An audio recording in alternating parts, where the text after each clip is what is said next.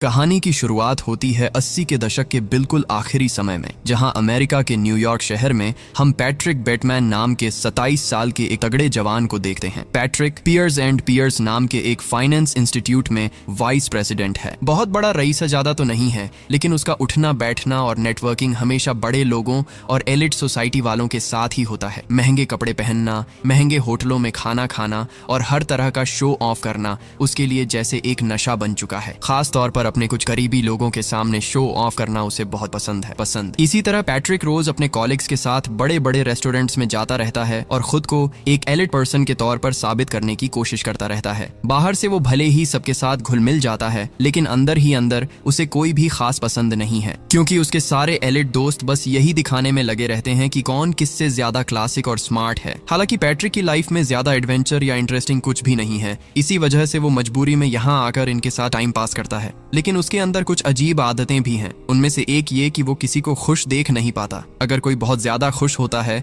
तो उसका खून जैसे उबलने लगता है। इसके अलावा पैट्रिक खुद बहुत शौकीन और हेल्थ कॉन्शियस इंसान है। उसका बॉडी स्ट्रक्चर देखकर ही समझ आ जाता है कि वो अपने शरीर का कितना ध्यान रखता है। हर सुबह अपने अपार्टमेंट में उठने के बाद वो घंटों एक्सरसाइज करता है। उसके बाद काफी देर तक वो ग्रूमिंग में टाइम लगाता है। इसीलिए वो रोज नहाने के बाद चेहरे पर तरह तरह के कई फेस वॉश, क्रीम और लोशन लगाता है। इस तरह सुबह उठकर लंबे समय तक ग्रूमिंग में टाइम लगाने के बाद पैट्रिक ऑफिस के लिए निकल जाता है। ऑफिस का काम खत्म होने के बाद पैट्रिक अक्सर अपनी फियोंसे एवलिन के साथ डिनर या पार्टी पर जाता है। पैट्रिक और एवलिन काफी समय से डेट कर रहे हैं और उनकी एंगेजमेंट भी हो चुकी है, लेकिन पैट्रिक फिलहाल अपनी करियर पर फोकस करना चाहता है, शादी बाद में करना चाहता है। इसके अलावा उसकी फियोंसे एवलिन की ज्यादा बोलने वाली आदत की वजह से पैट्रिक उससे थोड़ा इरिटेट भी रहता है। साथ ही पैट्रिक को शक है कि एवलिन का उसके दोस्त टिमोथी के साथ अफेयर चल रहा है। इधर पैट्रिक खुद भी एवलिन की दोस्त कोर्टनी के साथ अफेयर में है। मतलब दोनों एक दूसरे को दोनों तरफ से धोखा दे रहे हैं। पूरे के पूरे प्रो प्लेयर हैं। असल में एवलिन पर शक और जलन की वजह से ही पैट्रिक कोर्टनी के साथ अफेयर में पड़ता है। इस तरह बिजनेस अफेयर्स और अय्याशी के बीच पैट्रिक की जिंदगी चल रही थी। एक दिन पैट्रिक कोर्टनी के साथ अकेले टाइम बिताने के लिए उसे डिनर पर ले जाना चाहता है। कोर्टनी पहले मना कर देती है, लेकिन जब पैट्रिक उसे शहर के सबसे लेविश रेस्टोरेंट डोर्सिया ले जाने की बात करता है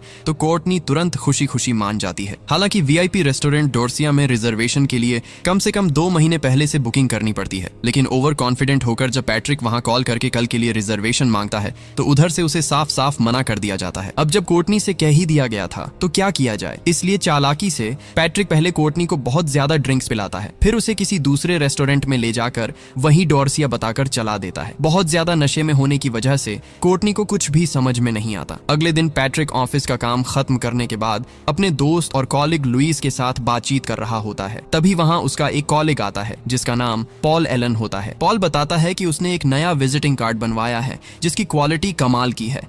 पैट्रिक समेत सबके पास अपने अपने बिजनेस कार्ड थे, लेकिन जैसे ही पैट्रिक पॉल का कार्ड देखता है उसे समझ आ जाता है कि पॉल ने उनसे कहीं ज्यादा महंगा और क्लास वाला कार्ड बनवाया है। ये देखते ही पैट्रिक के अंदर जलन की आग भड़क उठती है। वो किसी भी हाल में ये बात बर्दाश्त नहीं कर पाता कि उससे बेहतर बिजनेस कार्ड किसी और के पास हो सकता है। इसी गुस्से में वो सीधा अपने घर की तरफ निकल पड़ता है। रास्ते में उसे एक बेघर आदमी दिखता है। पहले तो वो उसे मदद करता है, लेकिन अचानक उसे पॉल के बिजनेस कार्ड की बात याद आ जाती है और वो अपना गुस्सा उसी आदमी पर निकालने लगता है। गुस्से में आकर वो अपनी जेब में रखे चाकू से उस आदमी पर हमला कर देता है। उसी आदमी के पास एक छोटा सा कुत्ता भी होता है और पैट्रिक उसे भी बेरहमी से मार देता है। ये सब करने के बाद पैट्रिक घर लौट जाता है और अगले दिन न्यूयॉर्क के एक स्पा में जाकर मसाज करवाता है। इतना बड़ा कांड करने के बाद भी उसके चेहरे पर जरा सा भी टेंशन नजर नहीं आता। असल में इसका मतलब बिल्कुल साफ है, पैट्रिक सच में एक खतरनाक साइकोपैथ है। उस घटना के कुछ दिनों बाद पैट्रिक अपने दोस्तों के साथ एक क्रिसमस पार्टी में जाता है। वहीं एक बार फिर उसकी मुलाकात पॉल एलन से हो जाती है। उस दिन पुरानी जलन फिर से पैट्रिक के अंदर उबाल मारने लगती है। पॉल को सबक सिखाने के इरादे से पैट्रिक उससे फोन पर बात करता है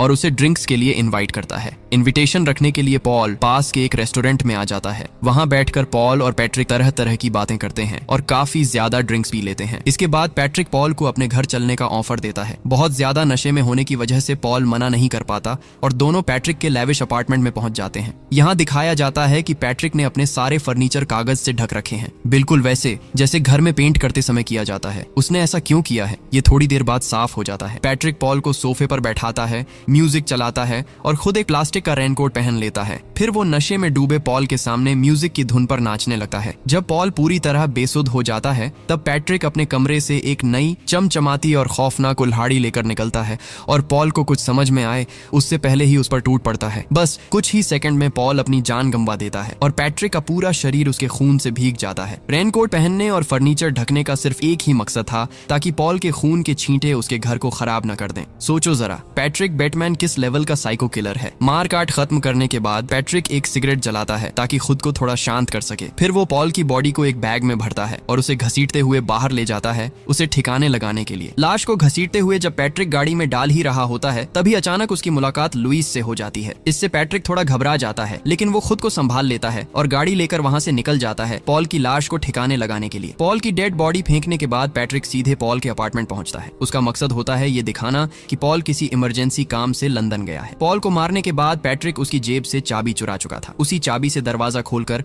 वो अंदर जाता है। फिर वो एक सूटकेस निकालता है और उसमें कुछ कपड़े और पासपोर्ट डाल देता है। इसके बाद वो पॉल के टेलीफोन आंसरिंग मशीन पर पॉल की आवाज की नकल करके एक वॉइस नोट छोड़ता है। उसमें वो पॉल बनकर उसकी गर्लफ्रेंड मेरिडिथ को कहता है, मैं लंदन जा रहा हूँ, लौट कर तुम्हें कॉल करूंगा। इस तरह पॉल की मौत को छुपाने के बाद पैट्रिक पूरी तरह शांत हो जाता है और दोबारा अपने ऑफिस के काम में लग जाता है। लेकिन उसी दिन अचानक उसकी पर्सनल सेक्रेटरी जीन आकर बताती है कि डोनाल्ड किम्बल नाम का एक डिटेक्टिव उससे मिलने आया है। डिटेक्टिव का नाम सुनते ही पैट्रिक घबरा जाता है और जीन से कहता है कि उसे बोल दे कि वो लंच पर गया है। तब जीन कहती है, अभी तो सिर्फ 10 बजे हैं और किम्बल जानता है कि आप अपने चैम्बर में ही हैं। ये सुनकर पैट्रिक के पास कोई और रास्ता नहीं बचता और वो उसे अंदर भेजने को कह देता है। डिटेक्टिव किम्बल जब अंदर आता है तब पैट्रिक जानबूझकर अपने फोन पर इस तरह बात करने लगता है जैसे वो बहुत ज्यादा बिजी हो। किम्बल से मिलने के बाद पैट्रिक बार बार उसे कुछ खाने पीने का ऑफर देता रहता है, लेकिन किम्बल कुछ भी लेने से मना कर देता है और सीधे मुद्दे की बात करता है। वो बताता है कि पॉल एलन की गर्लफ्रेंड ने उसे हायर किया है पॉल के मिसिंग होने के मामले में, क्योंकि उसे शक है कि पॉल लंदन नहीं गया। इसी सिलसिले में किम्बल पैट्रिक के ऑफिस पूछताछ करने आया है। वो पैट्रिक से उसका एज, कहां से पढ़ाई की, वो पॉल को कितने समय से जानता है, ऐसे कई सवाल पूछता है। पैट्रिक जवाब देता है कि उसकी इन्फॉर्मेशन में पॉल एक नशेड़ी किस्म का इंसान था और इधर उधर भटकता रहता था। हो सकता है कहीं जाकर किसी एक्सीडेंट में मर गया हो। किम्बल तब बताता है कि उसे पॉल के अपार्टमेंट से ऐसा कोई सबूत नहीं मिला। इसके बाद पैट्रिक अचानक कह देता है कि उसे अब एक जरूरी काम है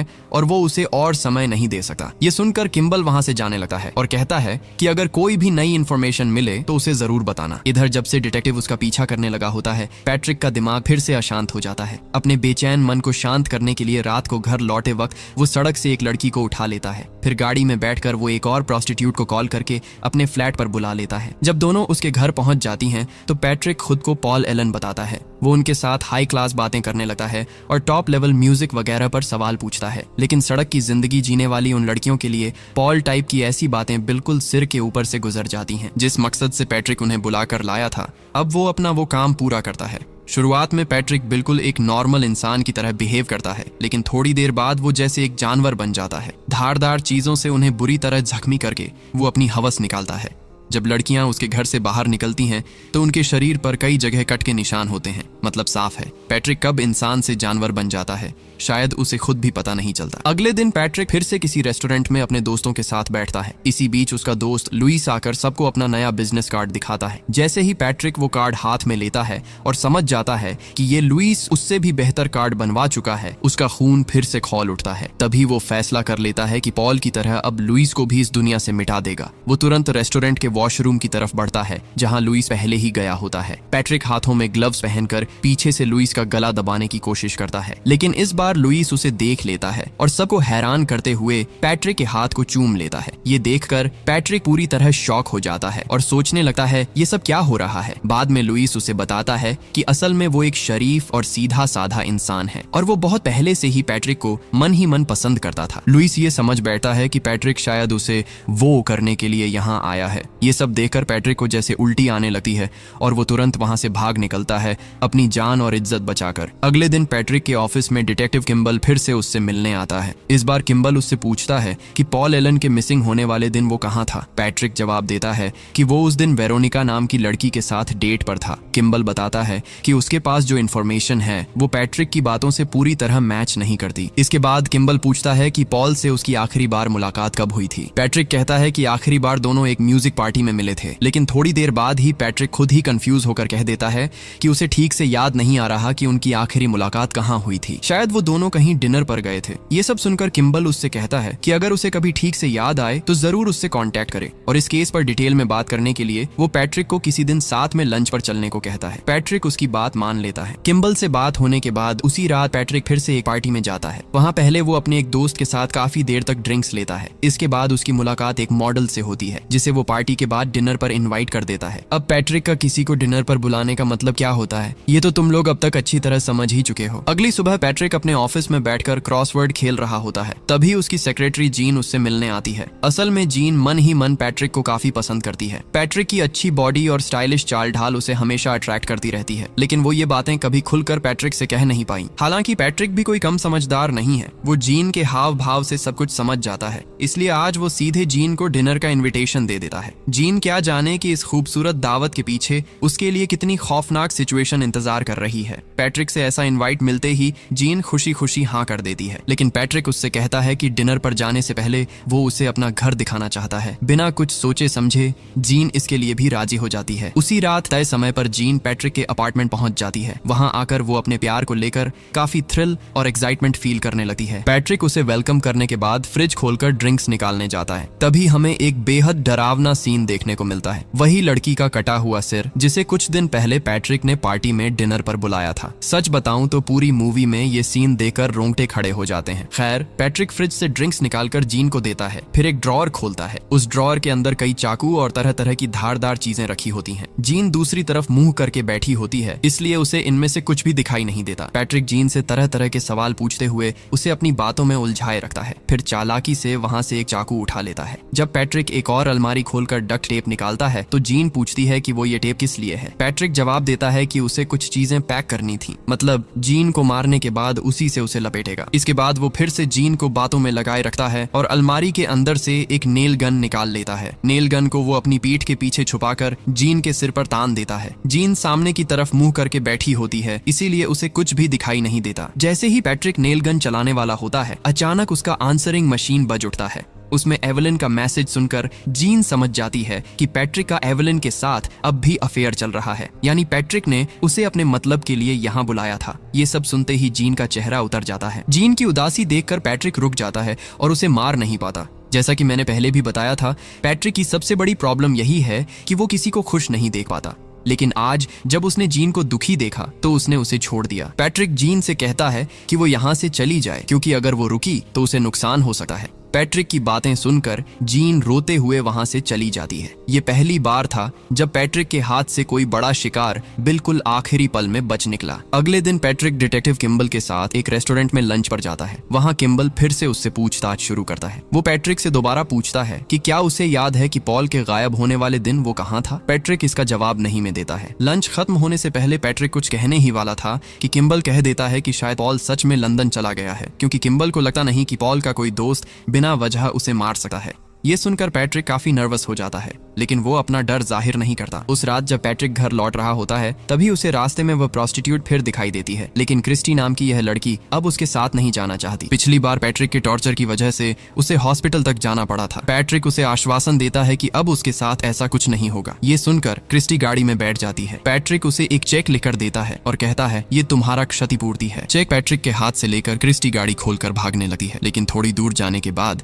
पैट्रिक के हाथ में पैसे का बंडल देकर लालच में वो वापस आ जाती है। लालच में आकर क्रिस्टी फिर से पैट्रिक के अपार्टमेंट चली आती है। इस बार पैट्रिक पिछली बार की तरह और एक लड़की को बुलाता है जिसका नाम एलिजाबेथ है। यह एलिजाबेथ पैट्रिक की दोस्त है और पैट्रिक क्रिस्टी को अपने कजिन के रूप में पेश करता है। दोनों को साथ बैठाकर पैट्रिक थोड़ी देर तक उनसे गंभीर बातें करता है। फिर वही मकसद पूरा होता है जिसके लिए उन्हें वहां लाया गया था पूरी रात। आखिरकार रात के अंत में क्रिस्टी देखती है कि पैट्रिक एलिजाबेथ का मुंह दबाकर मारने वाला है। ये देखते ही क्रिस्टी डर के मारे वहां से भागने लगती है। लेकिन तब तक पैट्रिक एलिजाबेथ को मार चुका होता है और नग्न अवस्था में हाथ में चेन लेकर क्रिस्टी की तरफ टूट पड़ता है। क्रिस्टी भागते भागते पैट्रिक के अपार्टमेंट के उन कमरों में घुस जाती है जहां हर जगह महिलाओं के कटे हुए शव पड़े होते हैं। खून से सने शरीर और कटे हुए अंग देखकर क्रिस्टी डर के मारे चिल्ला उठती है। तभी पैट्रिक वहां आ जाता है और उस चेन से क्रिस्टी को मारना शुरू कर देता है, लेकिन क्रिस्टी उसे एक जोरदार लात मारकर दौड़ा देती है और चिल्लाते हुए भागने लगती है। वह पागलों की तरह अपार्टमेंट की हर दरवाजा धक्का देती है और आखिरकार एक दरवाजा खोलकर सीढ़ियां ढूंढ लेती है। जान बचाने के लिए वह सीढ़ियों से तेजी से नीचे दौड़ने लगती है, लेकिन पैट्रिक तब तक सीढ़ियों के ऊपर पहुंच चुका होता है और इंतजार करता है कि क्रिस्टी कब फ्लोर तक पहुंचेगी। क्रिस्टी वहां पहुंचने ही वाली थी कि पैट्रिक ने अपनी चेन को ऊपर से गिरा दिया। जोरदार आवाज के साथ चेन क्रिस्टी के पेट पर गिरती है और उसे 2 हिस्सों में बांट देती है। ऊपर से ये देखकर पैट्रिक खुशी से चीख पड़ता है और शैतानी हंसी छोड़ता है। एक एक करके पैट्रिक ने कई लोगों को मार डाला है और अब वो पहले से भी ज्यादा बेपरवाह हो गया है। एक दिन पैट्रिक लोकल एटीएम पर अपने पैसे निकालने जाता है। वहां पैसे निकालते समय उसने पास में एक बिल्ली देखी और उसे गोद में उठा लिया। अचानक एटीएम मशीन में उसके पैसे फंस जाते हैं और स्क्रीन पर एक मैसेज आता है, फीड मी एंड स्ट्रेट, यानी उसके आसपास सब कुछ उल्टा पुल्टा हो रहा है। फिर पैट्रिक उस बिल्ली को मारने के लिए अपना बंदूक निकालने लगता है और उसी समय एक वृद्ध महिला ये सब देख लेती है और चीख पड़ती है।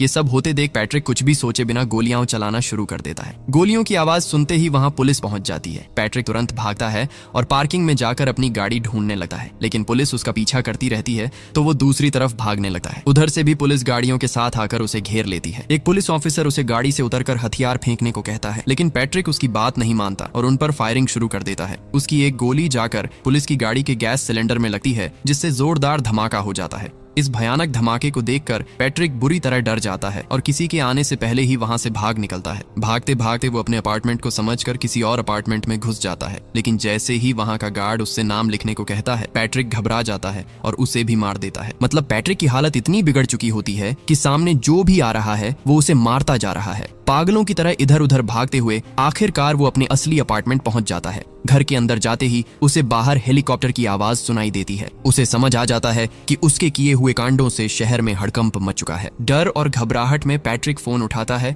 और अपने लॉयर हैरोल्ड को एक वॉइस नोट छोड़ता है। वो कहता है कि उसने लगभग 20 से 40 लोगों को मार दिया है। साथ ही वो ये भी बताता है कि उसने उन्हें किस तरह से मारा, यहाँ तक कि वो ये भी कबूल करता है कि उसने कुछ विक्टिम्स के बॉडी पार्ट पकाकर खाए हैं। अपने लॉयर को ये सब बताने का उसका मकसद सिर्फ यही होता है कि शायद उसका लॉयर उसे बचाने के लिए कोई रास्ता निकाल सके। इसके बाद पैट्रिक अपने लॉयर हैरोल्ड को बताता है कि वो अगले दिन उसके साथ किसी बार में मिलना चाहता है। इसके मुताबिक अगले दिन सुबह उठकर एक्सरसाइज और नहा धोकर पैट्रिक पॉल एलन के अपार्टमेंट की तरफ निकलता है, लेकिन वहां पहुंचकर वह देखता है कि पॉल एलन का घर पूरी तरह खाली है और उसे बिकने के लिए रखा गया है। जब पैट्रिक अपार्टमेंट में इधर उधर देख रहा होता है, तभी एक महिला आती है और बताती है कि यह अपार्टमेंट बिक गया है। वह महिला पैट्रिक की तरफ कुछ अजीब नजर से देखती है और कहती है कि वह फिर कभी इस अपार्टमेंट में कदम न रखे। ये सब पैट्रिक को थोड़ा अजीब लगता है, लेकिन फिर भी वह ज्यादा कुछ न कहकर वहां से निकल जाता है और अपनी सेक्रेटरी जीन को फोन करता है। फोन पर रोते हुए वह जीन को बताता है कि आज वो ऑफिस नहीं आ पाएगा। पैट्रिक की आवाज सुनकर जीन काफी चिंतित हो जाती है। वह बार बार पूछती है कि पैट्रिक कहाँ है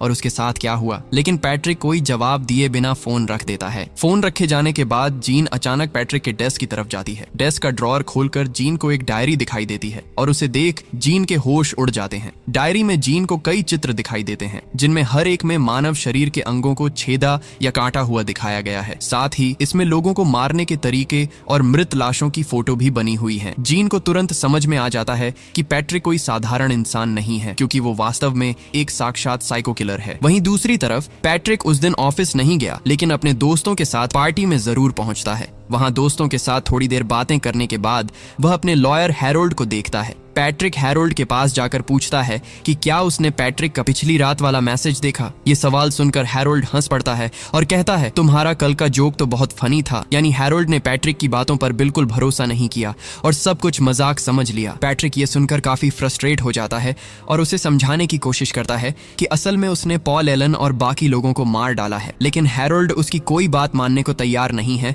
और कहता है कि उसने पॉल से 10 दिन पहले लंदन में मुलाकात की थी। ये सुनकर पैट्रिक पूरी तरह तरह परेशान हो जाता है, क्योंकि उसने तो पॉल को हाथ से काटकर मार डाला था, तो पॉल अब भी कैसे जिंदा है? साथ ही इतने सारे लोगों को मारने के बाद भी पुलिस ने उसे क्यों अभी तक घेर नहीं लिया? ऐसे सारे सवालों का जवाब पैट्रिक कोई भी तरह नहीं ढूंढ पाता। लेकिन हमें ये समझ में आ जाता है कि दरअसल पैट्रिक बेतमान ने जिन लोगों को मार डाला वो सब उसकी हेलुसिनेशन थी। मतलब जिन लोगों को पैट्रिक बिल्कुल पसंद नहीं करता था या जिन्हें वो मारना चाहता था, उन्हें उसने अपने सपनों मन में मार डाला और खुद को संतुष्ट किया। ये सब सिर्फ उसकी मन की भयानक सपनों थी। लेकिन इतनी भयंकर सपनों में भी जो कुछ पैट्रिक सोच सकता है वो शायद अगर चाहे तो वास्तविक दुनिया में भी कर सकता है।